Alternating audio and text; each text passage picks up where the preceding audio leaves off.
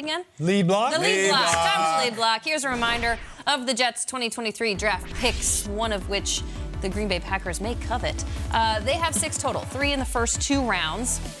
That 42nd overall pick comes via trading wide receiver Elijah Moore to the Browns. So that's 3 in the first 2, and looks like a trade is inevitable, of course, but compensation still needs to be worked out as it pertains to the quarterback position. Peter, we have a fun exercise for you to play today. How would you handle the situation right now between the Packers and the Jets? Rolled my sleeves up yesterday after the show because I came out and talked about Rodgers a little bit, and the first-round pick was mentioned, the 13th overall. And obviously, I got blowback from people around the league saying the Jets are not giving up a first-round pick for a 39-year-old quarterback who may or may not want to return to playing football. So then I started texting a bunch of different GMs, a bunch of different coaches. What do you think is fair compensation?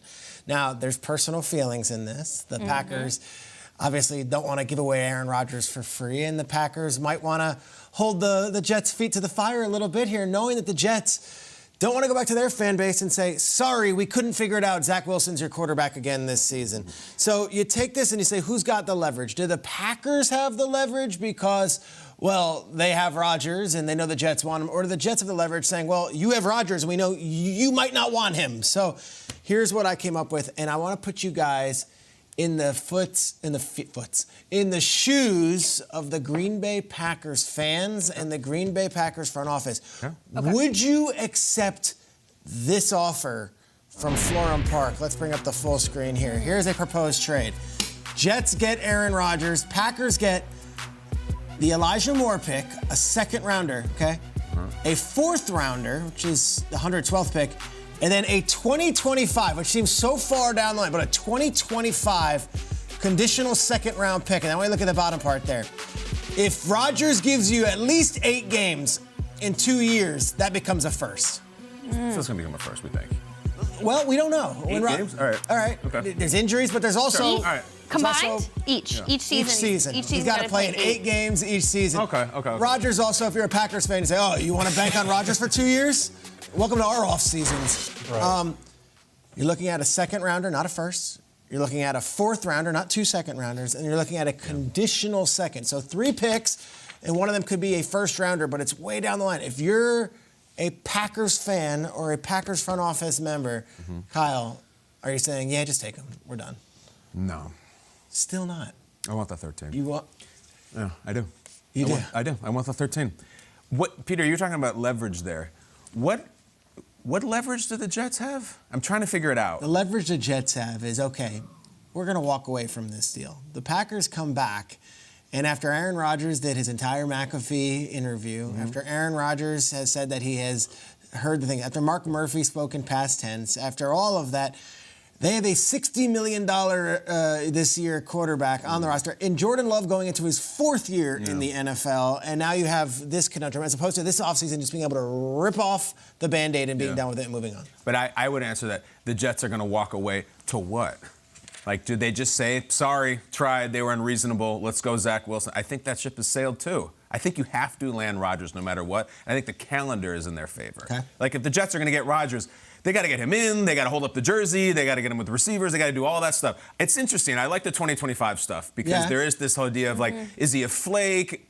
I think what you're counting on if you're the Jets is Aaron Rodgers' ego. And I think that Aaron Rodgers will not abide that he is going to have this little scab at the end of his career where he went and flamed out with the Jets. Due respect, I don't think Aaron Rodgers is going to be Matt Ryan on the Colts. He thinks too much of himself. He's too good of a player. So I think you're buying into that. Rodgers will not come here and fail. Will not. And he's not going to come here and be one and done. He's going to come here for a couple of years, and we believe in his psychology more than anything. That's why I like the 2025. But I want second and a fourth, not enough. It's good. It's good. We're talking about the best quarterback. Starting point? Starting point. I'd like that 13. I wonder if you saw it visually. Once I saw the screen and I really looked at second and fourth, it was not enough. Okay. Hearing first round seems like a lot. Once I saw it sitting there, my thing too with that first round pick, Kyle, I'm curious about your thoughts on this. The second you consider even giving up the first round, don't you have to consider looking at Lamar Jackson? Because he would demand, that's you're 50% there to Lamar Jackson. If the Rodgers thing blows up, who the hell knows? You're right. Well, no, Jamie's point, I mean, multiple first-round picks, is what it takes for Lamar, and a big contract, obviously, that he's going to want guaranteed. Yeah. If you're already giving up one for a 40-year-old Rodgers, are you not compelled to then say... Joe Douglas was asked about Lamar, and he's like, no, not in good faith and everything. The subtext there seemed to be, we're dealing with Aaron right now. We're not going to go run to Lamar. That's not how we're doing business. So I think it's interesting. Yeah, I do. It's an interesting take, and I think really, how did all this come about, right? Nathaniel Hackett. So, like, if Lamar Jackson now comes into play, now it's just, that's a totally different can of worms. I think when you look at this trade for the Jets, like... Again, this is a trade that we as a show are proposing, Right, not we're the Jets. proposing. This is Right, what, correct. from a collection of different front office Yeah. members saying, I think that's what the Jets would be willing to offer, and that's something that the Packers might be willing to consider. I think it's a great deal for both sides, but really, if you're the Packers, like, this is Aaron Rodgers' doing. Like, he's the one he's been in control of this. All right, I've orchestrated this. I came out. I want to play for the Jets. I want to still play, and I want to play for the Jets. Yeah. So, yeah, I think the Packers have the leverage here. And here's the other wrinkle in this. For the Jets, I think this is coming from the top. This is coming from the owner. So if I'm the GM for the Jets right now, I'm stuck right now because I know my owner wants it, Aaron wants it. It's like I got to make this happen.